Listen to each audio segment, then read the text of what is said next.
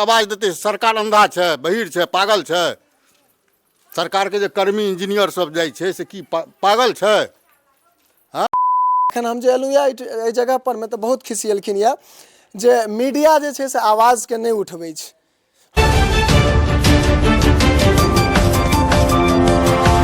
जय मिथिला, स्वागत कर रहल छी जागो मैथिल में। लगातार जे छे से अहाँ सबके नव नव अध्याय देखेबाक प्रयास करते एलहुँ और करते रहब। ताहि बीच में एखन एकटा जे छे से गाँव घर में ई एकटा बड़का बात छे जे कोनो भी घर के जैक से उठा देने। और चूँकि आइ काल्हि जतेक भी सड़क बनलैया तो सड़क धीरे धीरे ऊँच होइत गेलै हँ, जाहिके कारणसँ जे पहिनुका घर सब छै, पुरनका घर सब छै से नीच भऽ गेलै हँ और ओहिमे बरसात के समय में पानि भरि जाइ छै। एखन हमसब नवादा गाँव के बगल में महवा टोल पड़ै छै, ओहि महवा टोल पर में छी और एहिठमा देख रहल छी एकटा विशाल ई मकान के जैक के मदद से ऊपर उठायल गेलै हन और एके अंदर में जे छै नीचा से बाकायदा दीवाल जोड़ाई भऽ रहल छै, जाहि पर में पुनः एहि घर के जे छै से राखि देल जेतै। और एहिठमा एकर जे कारीगर सब छथि, मिस्त्री सब, से सब गोटा एहिठमा छथि, ओ सब जे छै से काज कऽ रहलथि। काज एहि प्रकार से कऽ रहलखिन यऽ और एतेक बारीकी से कऽ रहलखिन यऽ जे अहाँ देख सकै छियै जे जमीन से ई नीचा ईटा के सपोर्ट ठाढ़ कयल गेलै हन और जमीन से तकरीबन जे छै से 5 फीट हाइट तक जे छै से एहि मकान के उठाल गेलै है एखन तक। और नीचा धीरे धीरे जे छै से ईटा के जोड़ाई भऽ रहल छै और ईटा के जोड़ाई भेला के बाद एहि मकान के ऊपर उठायल जाइ छै और एहिठमा तक जहन ईटा जोड़ा जेतै तकरा बाद मकान के एहिपर में राखि देल जेतै। अर्थात अहाँ एहि प्रकार से बुझि जइयौ जे मकान जे जमीन से नीचा भऽ गेल छलैया तकरा एहि जैक के माध्यम से, ई जे लोहा के जैक देख रहल छी जैसे गाड़ी सबके सेहो उठायल जाइ छै, एहि जैक के माध्यम से मकान के ऊपर उठायल जा रहल छै ताकि मकान में जे बरसात के समय में पानि घुसि जाइ छलैया से नहीं घुसे। और हम सब मिस्त्री सब संगे बात करब जे एहिठमा मकान के कारीगर सब छथि, हिनका सब संगे बातचीत करब जे एकरा केना जे छै से ई सब उठबै छथिन, केना एकर तैयारी करै छथिन और शुरुआत जे छै से एकर केना होइ छै। देख रहल छी एखन ई जे मकान के मालिक छथि से हमरा सबके बीच में छथि, हिनका संग बातचीत करै छी और बहुत खिसियाल छथिन। एहि दुआरे खिसियाल छथिन जे साले साले सड़क जे बनै छै, सड़क तऽ ऊँच भऽ जाइ छै लेकिन सब आदमी के घर नीच भऽ जाइ छै। ई ताहि दुआरे खिसियाल छथिन जे आइ एहिमे जे छै से 8-10 लाख टका लगा के मकान के उठा रहलखिन यऽ। की नाम यऽ चाचा जी अहाँके? हमर नाम छी शिवचंद्र झा। ई जे एखन मकान उठबऽ पड़ल हन अहाँके, से की एहन प्रयोजन भऽ गेलै जे अहाँके मकान उठबऽ पड़ल? पानि घुसि जाइ छलै, बैंग घुसि जाइ छलै, साँप घुसि जाइ छलै, बच्चा सब रहऽ नहि चाहै छलै हँ। जमीन 4 कट्ठा बेचलहुँ हँ, उठेलहुँ। यानी मतलब ई रास्ता पर में छै, रास्ता के ऊंच भेला से बारिश के पानि सब सबटा साँप कीड़ा सबटा अहाँके घर में जाइ छलै, जे कारण से अहाँ उठेलियै यऽ। तो एहि पर में कखनो अहाँके गाँव में जहन रास्ता बनैत रहे तखन एहि पर में ठेकेदार संगे या फिर अथी संगे बातचीत केबो केलियै यऽ? 353 के दफा में मुदाला बनि के जेल जायब जे सरकार का ठेकेदार के विरोध में जे किछु बाजल। विरोध नहीं कहै छी, अहाँ ओकरा संगे बातचीत केलियै यऽ? की बात करबै हम? 353 का मुदाला देखा दी हमरा पर जे केस भेल रहे, बाद में रोकलिए हमरा जमीन दऽ के नाला चीरैत रहे तो। अच्छा, मतलब ऐसे पहले अहाँके एहन प्रकार के झटका लागि चुकल? हाँ हाँ, 353 सीधे थाना में 6000 रुपया घूस दऽ कोई केस के दबेलहुँ। सरकार तानाशाह यऽ, ठेकेदार ओकर पिट्ठू छियै, दलाल छियै, सब इलेक्शन लड़ै लए पाइ दै छै, ओकरा मुताबिक सब काज होइ छै, जनता किछु नहीं।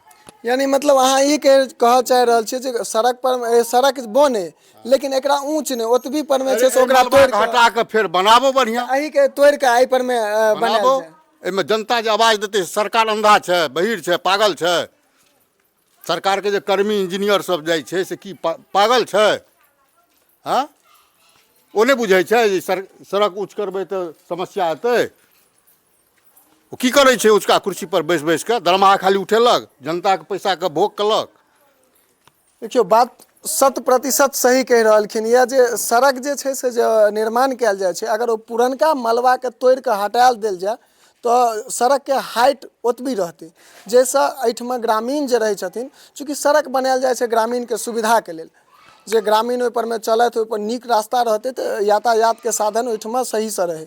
लेकिन यातायात के साधन के चक्कर में आई देख रहल छी, कहबे केलथि जे 4 कट्ठा जमीन बेच के ई मकान के उठबऽ पड़ल हन। ई एहन जे अगर विकासे हेतै तो ओहि विकास के जनता के की लाभ? जनता के तो हानिये भऽ रहल छै। और हिनकर कहना बहुत नीक लागल हन हमरा जे अगर पुरनका मलबा के तोड़ के हटा देल जाए आ ओही जगह पर में सड़क के निर्माण कयल जाए, ओही स्थान पर में ओतनी ऊंचाई पर में अगर सड़क के निर्माण कयल जाए तो ओहिसँ ने जनता के समस्या हेतै आ ने सरकार के बेसी समस्या छै, लेकिन से तो ओ करथिन नहीं। और जे कारण से समस्या आम आदमी के छै से बेर बेर समस्या के सामना करऽ पड़ि रहल छै। लेकिन एहि पर में केओ गोटा कहबे केलथि यऽ जे एखन हम जे एलहुँ यऽ एहि जगह पर में तऽ बहुत खिसिएलखिन यऽ जे मीडिया जे छै से आवाज के नहीं उठबै छै। हम कहलियनि जे अहाँ कहबै तऽ हम एकदम उठबै के लेल तैयार छी।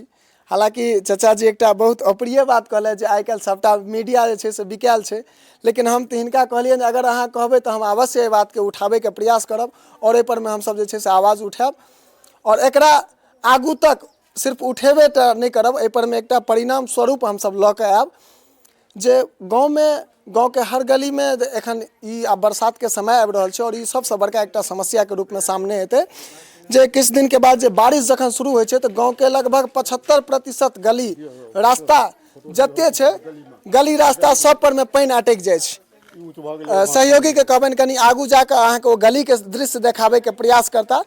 प्रत्येक गाँव के छै से 75% गली में पानि अटकि जाइ छै और ओहि पानि अटकला के कारणे दूटा समस्या होइ छै, या तऽ सड़क ऊँच नहीं भऽ पाबै छै या तऽ आदमी मकान ऊँच कऽ लै छै, ओहिठाम पानि बहै के समस्या नहीं रहै छै। और ओहि के कारण से सरकार जे छै से सड़क के लगातार ऊँच जे छै से उठबैत जाइ छै, जे कारण से घर सब नीचा भऽ जाइ छै और घर नीचा हेबाक कारणे ओहि में साँप कीड़ा और पानि सब किछु घुसि जाइ छै, जे कारण से हुनका सबके एहि प्रकार से जे छै से मकान के उठाबऽ पड़ि रहल छै। एहि समस्या के समाधान हेबाक चाही और ई जरूरी छै, जरूरी एकटा विषय खास कर ग्रामीण क्षेत्र के लेल बहुत बेसी जरूरी छै। जे ठीक छै चाचा जी के पास मान लिअ जमीन छलनि या ई 4 कट्ठा बेच कऽ कऽ लेलखिन, लेकिन बहुतो एहन आदमी छै जकरा मान लिअ जमीन जथा सेहो नहीं छै, गरीब आदमी छै, ओ तऽ नहीं उठा पेतै।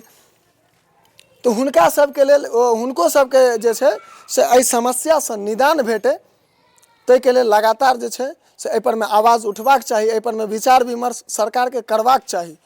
चूँकि नव नव जे इंजीनियर सब एलैए से इंजीनियर नव नव तरीका लऽ कऽ आबै छै, लेकिन ताहिके बावजूद ई पुरनका तरीका चलि रहल छै एखन तक। एहिमे किछु बदलाव हेबाक चाही और बदलाव जरूरी छै। एखन हमरा सबके बीच ई जे पुल से मकान उठा रहलखिन यऽ जकर ठेकेदार कहियो जे हमरा सबके बीच में छथि, की नाम यऽ अहाँके? ललन कुमार यादव। ई जहन अहाँ सब उठबै छियै तऽ एकर की केना प्रक्रिया छै? मान लिअ केओ आदमी अगर अपन मकान के उठाबऽ चाहथिन तऽ हुनका की करऽ पड़तै? एहिमे जे छै ने सर ओकरा मटेरियल दिअ पड़तै, जे मकान के छत नापी हेतै ओ दिअ पड़तै। अहाँ सब जे मकान के देखै छियै तऽ ई की अंदाजा करै छियै कई प्रकार के मकान ऊपर उठा सकै छी अहाँ? चूँकि एहिमे बहुत पुरानो मकान रहै छै ओहो सब उठि जाइ छै। जी बिना बीमो पिलर के मकान उठै छै। अच्छा, बिना बीमो पिलर के मकान उठि जाइ छै? जी, एक जगह से मकान दोसरो जगह घसकै छै।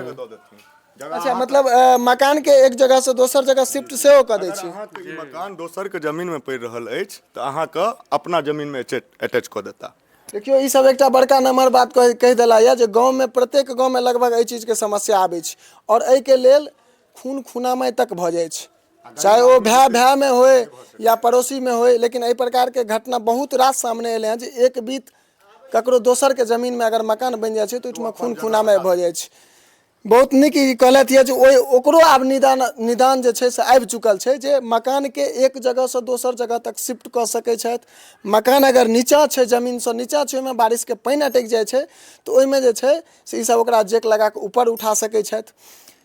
एकरा जहन अहाँ सब उठबै छियै तऽ एहिमे मतलब मकान के हिसाब से जैक लगबै छियै या फिर ओकर मोटाई वजन के देखैत? मकान के हिसाब से जैक लगाते हैं। लगभग कतेक जैक में एकटा मकान अहाँ सब उठा दै छियै? जितना स्क्वायर फीट रहता है उस हिसाब से जैक लगता है। एकरा फिर बारी से उठबै छियै या फिर एकेटा सबटा? एक साथ मकान बारी पूरा वाटर लेवल में उठता है। वो तो एके साथ उठते। ई जखन अहाँ सब पहिल जैक लगबै के लेल कई प्रकार के गौर बनबै छी आ कई प्रकार से ओहिठमा तोड़ा? पहले फरस को तोड़ते हैं, मिट्टी निकालते हैं, उसके बाद जो है ना मैथिली में बाजू ना, मैथिली बढ़िया। कहलहुँ जे ई जे छै ने पहिले फर्श के तोड़ल जाइ छै, ओकर बाद अहाँके जैक जे सेट करतै से अहाँके 2 फीट गड्ढा करतै। ठीक छै। अच्छा मतलब ई अहाँके जमीन के सहयोगी के कहबनि कनी आगू आबैत जेना ई जैक लगायल जेतै तऽ पहिले जेना एहि लेवल पर में ई छै ई ऊपर का लेवल ई मकान ऑल ओके ऑल फिनिशिंग छलै। आब एकर पूरा फर्श के तोड़ल गेलै, बराबर तोड़लाक बाद अहाँके एकर जे मलबा माटि छलै सबटा बाहर कयल गेलै है। मलबो के देखा दियौ ने एक बेर जे अहाँके फर्श जे बनायल छै ओ अहाँके जतेक ई माल छै सब ओहिमे से निकललैया। ओकर बाद अहाँके 2 फीट गड्ढा केलकैया, ओहि अंदरमे पैनल पहिले लगेलकैया। दै छियै लोहाके ई सरियावला जे यऽ चैनल, ई चैनल सेट छै जाहिपर अहाँके ट्रेनवला पटरी यऽ ओहि हिसाबके ई चैनल बनेने छथिन लोहाके। ओहिपर अहाँके ई जैकके सेट कऽ कऽ 1 फीटके उठेलखिन हँ आ 15 इंचीके देवाल मारलखिन हँ। ओकर बाद फेर अहाँके देवाल मारलाके बाद फेर 1 फीट उठेलखिन हँ, फेर देवाल मारलखिन हँ। लास्ट जहन हिनकर 5 फीट पुरि गेलनि हँ तहन ई आब 10 इंचीके देवाल दऽ कऽ पिलरके भरि कऽ अहाँ बीम डलेबै तऽ बीम डला लिअ, ओ डलाके अहाँके मकानके गारंटीके साथ क्लियर कऽ देता। 3 किस्त में पाइ लै छथिन। एकर जे छै से ई तऽ बहुत नमहर अहाँ बात कहलियै हँ जे मानि लिअ मकान के पूरा लोहा पर में उठा दै छियै जी आ पाइयो के जे छै से अहाँ 3 किस्त में पाइ लै छियै, यानी आदमी के सहूलियत दै छियै।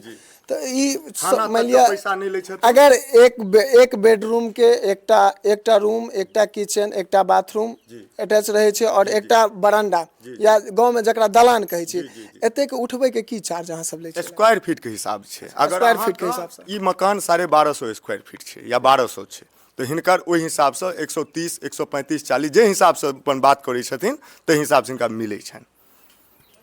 अच्छा केओ गोटा अगर हमर वीडियो देख कऽ अहाँके फोन करता, मानि लिअ अहाँ संगे बात करता तऽ हुनका किछु डिस्काउंट देबनि कि नहीं देबनि? पूरा पूरा पूरा पूरा देबनि आ हिनका से हम अलग कमीशन लेबनि अगर इम्हर करता सब कियाकि काज तऽ हम अपन लाइव एगो सेहो देने छियनि जे अहाँके 4500 आदमी देखलकैया।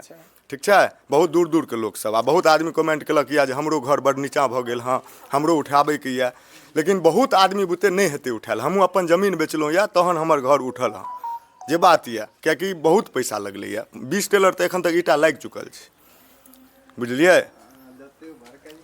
ई जे प्रकार से ई कहलथि या चूँकि ई मकान के अपन उठेलखिन या तऽ हिनका जे पाइ लगलनि हँ तऽ ई अपन खोजी सबटा निकालि रहलखिन या हिनकर बात के खराब नहीं मानब। ओना ई सुविधा घर के स्वर्ग सेहो बना देलथि। बहुत नीचाँ छलहुँ, पानि पूरा रोड पर का अन्दर जाइ छलै, से आब देखियो कते हाइट भऽ गेल हँ। आब हमरा यऽ जे मोटरसाइकिल चढ़बै के लेल अलग से एगो सीढ़ी बनबऽ पड़त, तखन जे छै से अहाँ मोटरसाइकिल उठा सकै छी।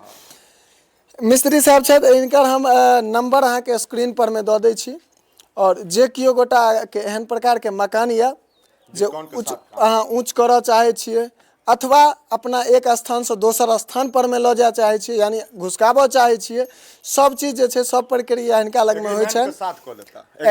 एग्रीमेंट के साथ कऽ देता विश्वास के लेल। और सबसे बड़का बात ई छै जे पाइ 3 टर्म में लै छथिन, 3 किस्त में लै छथिन, तऽ ई सहूलियत सेहो हैत। चाहब अहाँ अपन मोबाइल नंबर एक बेर कहि दिए। 8292917887 ई पर में अहाँके कखनो भी संपर्क कऽ सकै छी। जी या जे भी कोनो मकान के उठबै के बारे में या एकरा घुसकबै के बारे में कोनो भी जानकारी चाही तऽ अहाँ एहि नंबर पर में फोन कऽ कऽ हिनका संगे बात कऽ सकै छी। चलू आब अहाँ सबके ई प्रकार के जानकारी लगातार हम सब दैत एलहुँ या और दैत रहब। एही के संग एकटा छोट सन निवेदन करब जे गोटा फेसबुक पेज के माध्यम से देख रहल छी ओ फेसबुक पेज के फॉलो कऽ ली और जे गोटा यूट्यूब के माध्यम से देख रहल छी ओ यूट्यूब चैनल के सब्सक्राइब कऽ ली। बाकी जय मिथिला, जय हिंद।